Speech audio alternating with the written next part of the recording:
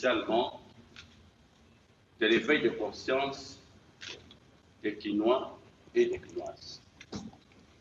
Je l'ai dit parce que la lutte contre le Covid, sans l'implication des communautés, sans l'implication de la population, il est quasi impossible d'obtenir la victoire.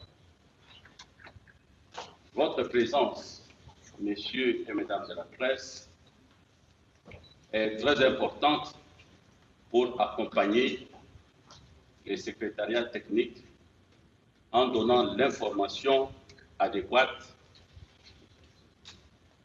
l'information juste, sans créer la panique, n'est-ce pas, dans la population. Alors, pour vous donner la situation actuelle de l'évolution de l'épidémie dans notre pays, nous avons en ce jour 45 cas confirmés, dont 3 décès. Et la répartition des cas confirmés, selon les tranches d'âge,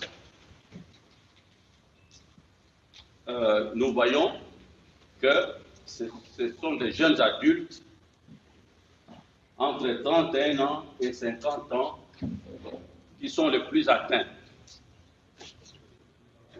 Les enfants, d'une façon générale, les enfants de 0 à 16 ans sont épargnés. Et lorsque nous voyons la répartition par sexe, la majorité des cas sont des hommes, soit 76%, et les femmes représentent 12%. Et lorsque nous faisons la répartition des cas confirmés, la répartition par commune de Kinshasa, la majorité des cas, c'est la commune de la Gombe.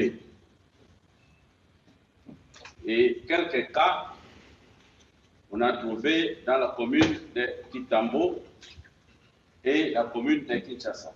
Donc pour le moment, toutes les autres communes sont en vert. Donc le point chaud, nous pouvons dire, le point chaud, c'est la Gombe. Alors, notre stratégie est de stopper l'expansion du virus vers d'autres communes. Si nous pouvons arriver à cela, nous empêcherons que le virus entre dans les autres provinces. Pour le moment, toutes les autres provinces sont épargnées. Les cas de 2 malades suspects à Lubumbashi, ces cas n'ont pas été confirmés par les tests de laboratoire effectués ici à l'INAP.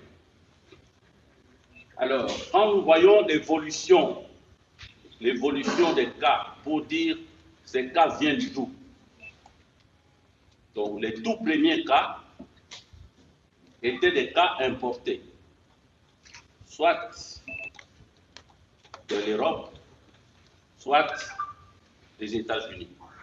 Ce sont donc soit des Congolais qui reviennent, qui ont été en Europe et sont revenus en RDC, soit des expatriés qui étaient partis en Europe ou aux États-Unis et qui sont venus dans notre pays. Mais ces voyageurs malades qui sont venus chez nous ont des parents, ont des enfants, ont des conjoints ici, à Kinshasa, et ils ont eu le temps de contaminer ses parents, ses conjoints, etc. Donc, de plus en plus, nous avons des cas autochtones, c'est-à-dire que le virus commence à circuler ici à Kinshasa et la transmission se fera maintenant de personne à personne. À partir du moment où nous avons fermé nos frontières avec les pays infectés, nous n'avons plus de nouveaux cas qui arrivent de l'extérieur. Donc, la majorité des cas seront donc des cas infectés à partir de Kinshasa. C'est pour cela que nous vous demandons de tout faire pour accompagner l'équipe de riposte qui va mettre en place toutes les stratégies pour empêcher que le virus circule librement et massivement à partir de la commune de la Gombe. Prochainement, donc, nous allons tenir une conférence de presse pour détailler toutes les mesures que nous avons mises en place pour lutter et contenir le virus actuellement seulement dans la commune de la Gombe. Voilà, mesdames et messieurs de la presse, l'annonce que je voulais vous faire ce jour.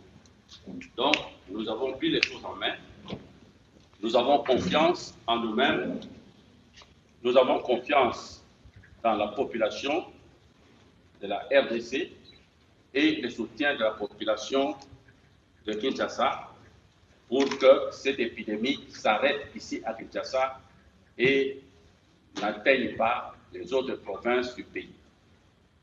Merci beaucoup de votre aimable attention. Professeur, nous est-il possible de vous poser quelques questions? On va analyser la question. Ok. Est-ce on peut sélectionner quelques questions? On commence par vous. D'accord. Donc, première question, professeur. Il est annoncé la guérison d'un deuxième malade. Est-ce que vous confirmez? On parle aussi d'un nouveau décès à la clinique Ngaliema. Est-ce que vous confirmez aussi? On va prendre la deuxième question. On va faire ça. Oui, Judith Assina, professeur. Attendez, oui. Allez-y rapidement. Oui. Professeur, oui. Puisque vous avez parlé scientifique, j'aimerais savoir quels sont les traitements qui sont administrés aux patients souffrant du coronavirus. Aussi, l'autre question concerne celle de savoir si les agents de santé en République démocratique du Congo sont préparés à recevoir des cas du Covid-2019. On a trois questions. Toujours en direct sur Top Congo, donc la conférence de presse du professeur Muyembe. Allez-y, rapidement. Oui. Oui, Diego Kaïba, pour le compte de Carmel Média, la presse alliée. Vous venez de parler des mesures préventives que vous venez de prendre.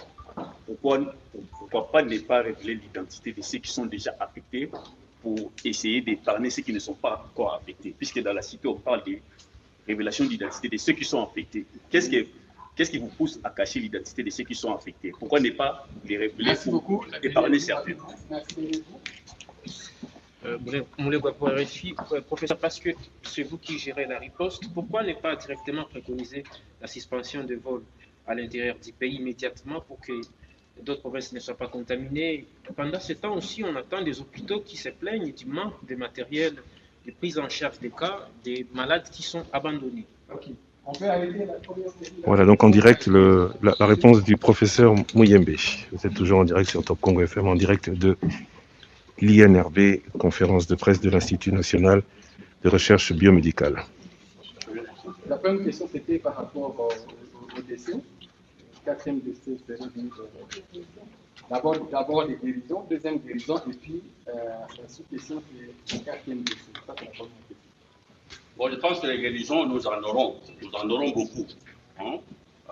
Parce que, comme vous le savez, le taux de mortalité du Covid est largement inférieur à celui de Ebola. Donc, c'est entre 1 et 3%. Chez nous, nous pourrons arriver, pour le moment, je crois que c'est 6%. Nous pourrons arriver entre 6 et 10%. Ça, c'est donc, c'est normal. Alors, le décès, le deuxième décès, enfin, le décès de ce jour, là, je ne suis pas encore, je ne suis pas informé. Je ne suis pas informé. Donc, je ne vais pas vous donner l'information correcte. Mais peut-être ce soir, je pourrai être informé. Alors, est-ce que les agents de santé sont préparés? Les agents de santé, ce que nous voulons, et nous devons éviter à 100% que les agents de santé soient infectés au moment où ils donnent des soins aux malades. Quand les médecins sont infectés, quand l'infirmier est infecté, c'est vraiment décourageant et ça, c'est un mauvais signe. Et nous ferons tout pour protéger les infirmiers qui travaillent, protéger, n'est-ce pas, les médecins qui travaillent. Nous allons organiser plusieurs séances de formation technique et de formation de biosécurité, c'est-à-dire comment se protéger et comment protéger les autres pendant les soins administrés aux malades, pendant le prélèvement des échantillons chez les malades. Il y aura donc tous ces médecins, tous ces infirmiers seront formés. Alors, pourquoi cacher l'identification des malades? Bon, il y a d'abord un problème éthique. Nous sommes des médecins. Moi, je ne peux pas aller divulguer à tout ce que mon secrétaire est malade. C'est impossible. On ne peut pas le faire. Et puis, même si on vous le dit, qu'est-ce que vous allez faire? Non, oui, d'accord. Mais est-ce que vous avez des contacts avec quelqu'un qui est à la tombée pour vous éloigner? Donc, nous allons plutôt suivre tous les contacts. Ce que nous voulons faire maintenant, c'est faire la liste de tous les contacts des cas positifs et vraiment les suivre et même faire un test de screening, donc de dépistage. Il faut vous dire aussi, messieurs, mesdames, que ce n'est pas seulement la Gombe, comme on peut dire, mais c'est toutes les communes qui sont à risque. Parce que, en fait, les VIP de Gombe, son chauffeur, c'est qui? C'est quelqu'un de Naba. Son domestique, c'est qui? C'est quelqu'un de Massina. Donc, le risque est très grand. Ce qui est important pour nous, c'est vraiment d'être vigilants et de mener cette lutte ensemble. Alors, pourquoi la suspension du vol de province? Pourquoi bon, vous savez, il y a déjà une série de mesures qu'on a prises. Et maintenant, nous voulons voir l'efficacité de ces mesures. Il faut toujours les évaluer. On ne peut pas prendre des taux de mesures, puis on ne peut pas les suivre, ce sera peine perdue. Et nous envisageons cela, cette hypothèse-là, nous l'envisageons, nous voulons que ça soit vraiment étudié. Quelles sont les conséquences économiques et sociales d'une telle décision? Et c'est le président de la République qui doit prendre une pareille décision. Mais il doit être bien orienté. Et nous, comme je vous ai dit, nous allons baser nos actions sur des évidences scientifiques. Nous aurons besoin des économistes, nous aurons besoin des sociologues, nous aurons besoin des philosophes, nous aurons besoin peut-être même des théologiens pour nous orienter, nous donner des conseils. Vous faites ceci, voilà l'Église sera comme ça. Vous faites ceci, voici la société sera. Nous avons besoin de ça. Nous n'avons pas besoin de prendre des décisions simplement par plaisir. Les traitements, oui, les traitements, voilà. Nous avons déjà une équipe de prise en charge et cette équipe a déjà donné les schémas thérapeutiques. C'est-à-dire, en fait, les cas qui arrivent seront classés en cas bénin, en cas modéré et en cas grave. Les cas bénins, c'est quoi? On donne la définition. Les cas modérés, c'est quoi? Il y a une définition. Et les cas graves, c'est quoi? Il y a une définition pour les médecins, pour les infirmiers, soignants. Et également, nous savons que quand c'est un cas bénin, quel médicament on va lui donner? Quand c'est un cas modéré, quel médicament on va lui donner? Et si c'est un cas grave, quel médicament on va donner? Tout ça, donc, c'est déjà classifié. C'est déjà clarifié. Donc, nous avons une équipe de prise en charge avec des spécialistes dedans. Ils vont donc traiter ce problème très sérieusement. Et nous allons suivre l'évolution. Nous suivons également ce qui se passe en France, en Belgique et ailleurs, et nous adaptons notre traitement en fonction des connaissances de l'heure. Ok, on va prendre la dernière série. Une question en lingala, s'il vous plaît. 1, 2, 3, on arrête là. Élisée Odia, Congoël de télévision 7.cd. Juste savoir à qui est-ce qu'on doit commencer à se confier pour avoir des infos relatives à ça. Est-ce que ça sera vous?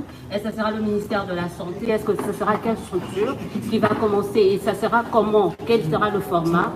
Est-ce une conférence de presse? Est-ce que ça sera par tweet ou par communiqué de presse? Merci. L'avant-dernière question. Une question à Lingala, on continue par là. Lingala, c'est où?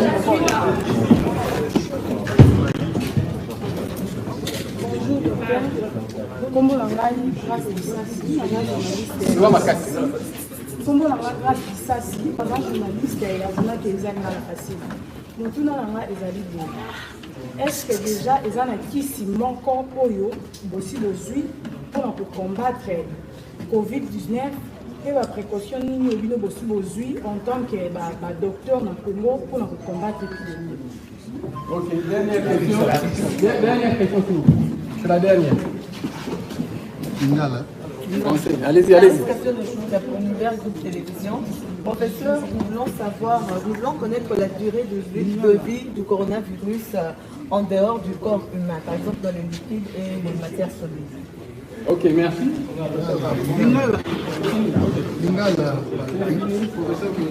Le professeur Mouyembe va donc répondre tout de suite aux questions et nous, Top Congo, nous allons devoir rendre l'antenne dans 5 minutes parce que à partir de 18h, nous allons suivre les informations de la Deutsche Welle. Professeur Mouyembe.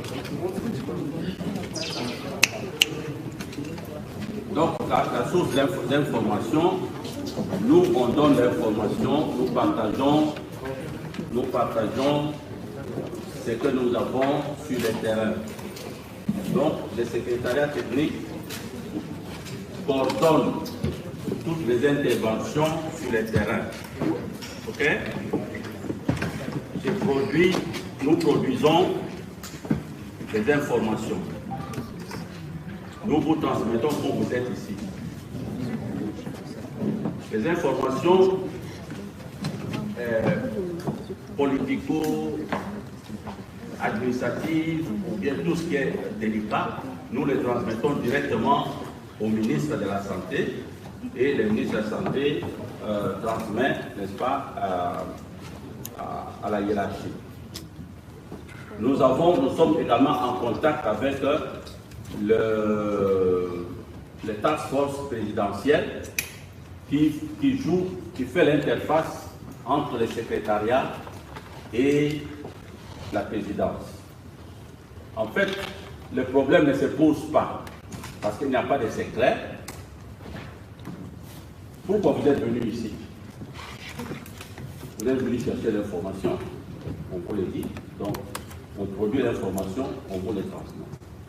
Et nous travaillons en collaboration avec le ministère de la Santé et avec le task force présidentiel. Il y aura bien sûr des conférences de presse qui seront dirigées par le ministre lui-même ou bien par le task force, mais en tout cas pour les côtés techniques, les résultats techniques, etc., c'est le secrétariat technique. Conférences de presse, nous allons organiser des conférences de presse de façon régulière, de sorte que, parce que les conférences de presse est très important pour éviter les mensonges ou bien les fake news.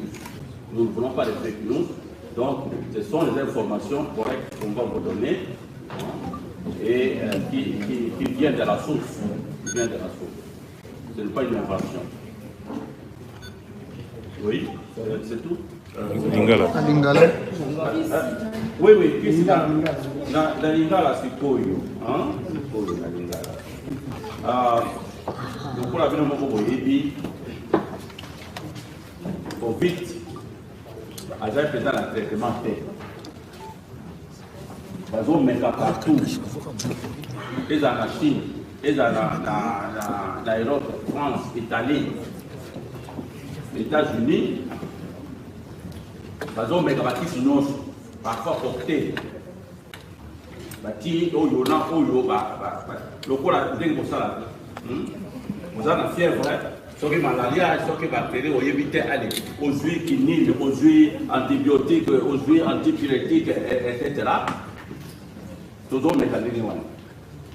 Donc, le traitement peut-être spécifique dans notre unité. Le schéma est au bima, sur Koyo, mais qui va donc utiliser quinine, chloroquine. On va utiliser chloroquine. Bisopé, le schéma la bisoyo, tout type de chloroquine. Chloroquine, les années, nous sommes là, les années, qui se montrent là aujourd'hui, pour lutter contre le paludisme malaria. Toujours fait ça dans la femme enceinte pour éviter le paludisme chez les femmes enceintes. Mais après ça, qui a tellement mis que Plasmodium et l'équipe qui sont dans ma yelle, Plasmodium est développé résistance. Si vous avez aussi chloroquine, malaria est aussi la tête. Vous pouvez mettre ça de bif, vous tirez au PBI. On utilise plus le chloroquine. Depuis maintenant, je crois 30 ans. 30 ans. Mais dans le laboratoire, dans le poteau, partout, il y a des malades, il y a des virus, pas chez les malades, mais in vitro. Donc, on a tube dans le laboratoire, on moniteur, chloroquine, ils ont un effet contre les virus, certains virus, dont le coronavirus. Voilà, ils ont un laboratoire. Si vous n'a pas malade, pas péci en haut, mais jusqu'à présent, à ta étude, mon corps éprouvé que chloroquine est efficace. Mais, chercheurs, lobby, malgré ça, il vaut mieux pour faire ça quand même traitement. Voilà. En gros, Bisso, AOP, l'équipe de Bisso va choisir chloroquine comme traitement spécifique. Il y a BACA, il y a COVID. Le coup, la bilan de Boyebi, qui se voit déjà sur sa tête, donc pour commander en gros, on va attendre peut-être 3, 4, 5 jours pour EIA. Bobo Bisoto Bandakutia en gros, na composition, na plan. Il y a traitement pour le Bisoto Bandakutia. Voilà. Donc, chloroquine, pour monter en gros, na carte de traitement. Alors, durée à vie, il y a virus, sauf qu'il virus. Et puis, par exemple, on va mettre ça à voir. Durée relativement courte. Aussi longtemps, les gens la salive, entourés par la salive, le virus va survivre. Mais quand c'est sec, le virus ne peut pas vivre. Donc, je pense, entre 1 heure, 2 heures, pour survivre, et puis après, c'est fini. Il va disparaître. Mais, par contre, chaleur du corps, ils ont combien? Ils ont au moins 36, 37. Sauf au salifière. Au coup, il y a 38, 40. Et bon, ce qui virus, on a vu ça parce que chaleur, virus, mais comment il peut résister dans le corps quand votre corps est à 40 degrés? Résister pour l'année. Donc, le virus est bien protégé quand il est dans la cellule, dans le corps. Donc, la température il y a 40, ça ne lui dit rien du tout. Mais en dehors sur une surface lisse comme ça, il peut encore résister 1 heure, 2 heures, aussi longtemps que c'est humide. Mais dans moi, vous allez propre dans ma boque. Propriété, hygiène dans ma boque, c'est très important parce que au cours il y a aussi boyer. Donc, quand quelqu'un a mis les choses à jour, vous attrapez ça. Ou bien, vous toussez comme ça, vous toussez, et puis vous saluez encore quelqu'un, vous transmettez le virus. Donc, on a repris, ce que vous toussez, ça va brûler. Comme ça, au moins, c'est ici. Et puis, évitez vraiment de serrer les mains en ce moment. Dès que vous allez voir trop nombreux comme ça, ce n'est pas bon. Ce n'est pas bon. Ici, ça, c'est la dernière fois. La fois prochaine, vous serez un peu plus éloigné les uns des autres. Ok, merci beaucoup, professeur Mouyengue. Mesdames et messieurs, nous sommes arrivés à la Voilà fin. donc. On reviendra demain à la même heure pour une autre séance. Merci beaucoup, merci d'être venu.